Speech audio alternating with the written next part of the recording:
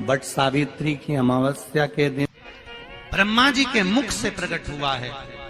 सौभाग्यवती नारियां अखंड सौभाग्य के लिए बट सावित्री का व्रत आप लोग करते होंगे, कई लोग अखंड सौभाग्य के लिए करेंगे, क्योंकि इस बट के पेड़ के नीचे भगवान विष्णु शंकर जी से विनती करे थे वर के लिए, इसलिए अखंड सौभाग्य का देने वाला, जिसका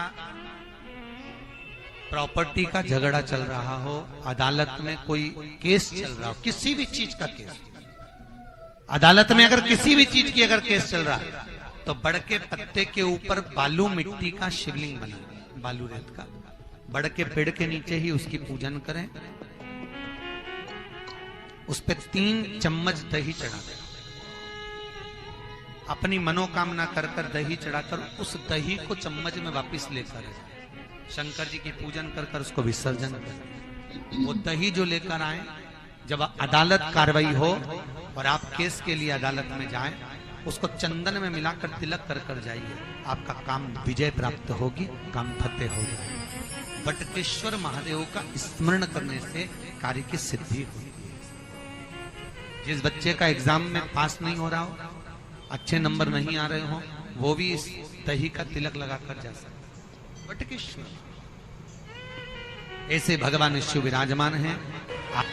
16 श्रृंगार में नारी के हाथ की चूड़ी का कलर अलग हो सकता है, चूड़ी की डिजाइन अलग हो सकती है, चूड़ी अलग हो सकती है, चूड़ी महंगी सस्ती हो सकती है, मंगलसूत्र की कीमत ऊंची नीची हो सकती है, पांव की बिछुड़ी की कीमत ऊंची नीची हो सकती है, कान के कुंडल की कीमत ऊंची नीची हो सकती है। तुम्हारे शरीर पर जितने जितने 16 श्रृंगार हैं उसकी कीमत ऊंची नीची हो सकती है। केवल मंगलसूत्र की डिजाइन बदल सकती है, नाक की लौंग की डिजाइन बदल सकती है, कान के बुंदे की डिजाइन बदल सकती है, हाथ की चूड़ी की डिजाइन बदल सकती है, पांव की पायल की डिजाइन बदल सकती है। केवल नारी के 16 श्रृंगार में एक श्रृंगार ऐसा है जिसकी कीमत जो पहले थी वही कीमत आज तक है और उसकी डिजाइन आज तक नहीं बदली। वो मांग का सिंदूर है, एक जैसी डिजाइन है और एक जैसी कीमत है। सारे श्रृंगार की कीमत अलग, पर मांग में जो सिंदूर डाला जाता है वो एक कीमत का होता है, एक डिजाइन का होता है और एक जैसा होता है, और वो सबसे भारी होता है। सावित्री यमराज से कह रही है मेरे पति को छोड़ दो। यमराज कह रहा है सावित्री तेरा पति मर चुका है, मांग के सिंदूर को पोंछ दे। सावित्री कहती है पूरा श्रृंगार उतार दूंगी पर मांग का सिंदूर नहीं पूछने दूंगी। तब यमराज ने कहा जब तक तू मेरे मांग का अपनी मांग का सिंदूर नहीं उतारती तब तक तू मेरे पास नहीं आ सकती। भगवान यमराज से सावित्री ने कह दिया मैं भी तुझे वचन देती हूं यमराज, मेरी मांग में जब तक सिंदूर है, जैसे सीता ने लाइन, लक्ष्मण जी ने लाइन खींच दी थी और सीता पार नहीं जा सकती थी, मैं भी तुझे वचन देती हूं जब तक नारी की मांग में सिंदूर है तब तक तू उसके पति को उसके सामने लेकर नहीं जा सकता, ये भी मैं तुझे कह देती हूं। यमराज भैंसे पर सवार होकर सत्यवान को लेकर जा रहा था, सावित्री से वचन पर वचन चल रहे थे, बड़ के पेड़ के नीचे छोड़कर आए। क्या चाहिए तुझको, क्या चाहिए तुझको, क्या दूं मैं तुझको,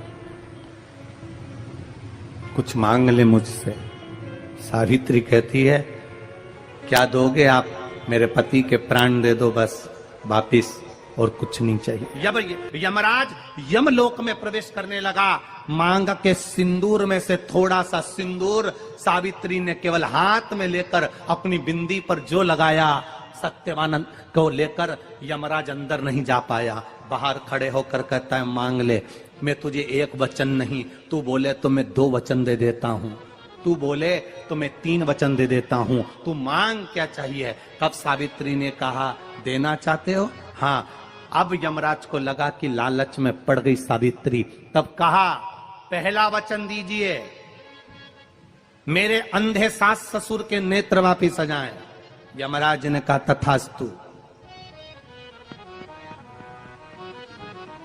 दूसरा वचन दीजिए, मेरे सास ससुर अपने पोता पोती का मुख देखें। यमराज ने कह दिया तथास्तु।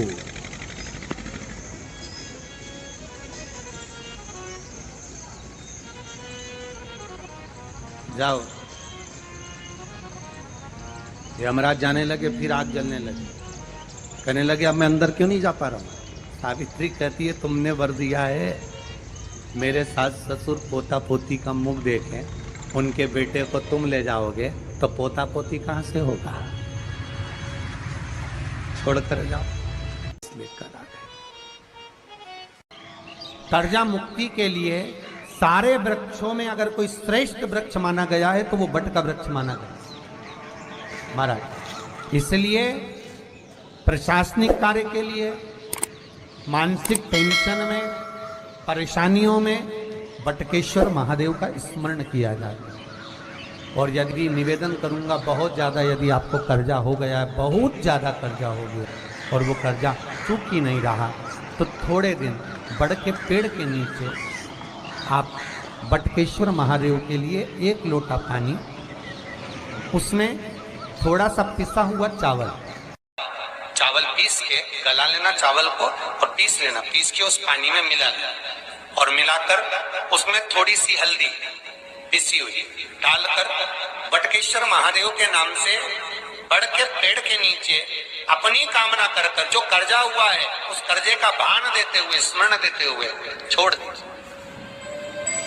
महाराज 2 या 3 सोमवार एक ही जगह पर करना। 3 सोमवार बाद वहीं से बड़ के पेड़ की थोड़ी सी जड़ उठा लाना और उस जड़ को कोई धागे में बांधकर या तो अपनी गले में डाल लो या अपनी जेब में पटक लो, उसको थोड़े दिन पटक कर रखना, लगभग 2 से 3 महीना पटक कर रखो। वो जड़ जैसे बड़ का पेड़ विस्तार होता है, पानी गिरे ना गिरे, जल वृष्टि हो ना हो, गर्मी पड़े ना पड़े, उसको कोई फर्क नहीं पड़ता। बड़ का वृक्ष आप रूप फैलता जाता, उसकी जड़ें अपने आप प्रबल होती है। उसी तरह ये बटकेश्वर महादेव कहीं से भी अगर जड़ आपके पास में रखी है 1 महीना, 2 महीना, 3 महीना तक, तो ये जड़ अपने आप लक्ष्मी को पकड़कर खींच कर लाती है और कर्जे से मुक्त कर देती है। बटकेश्वर महादेव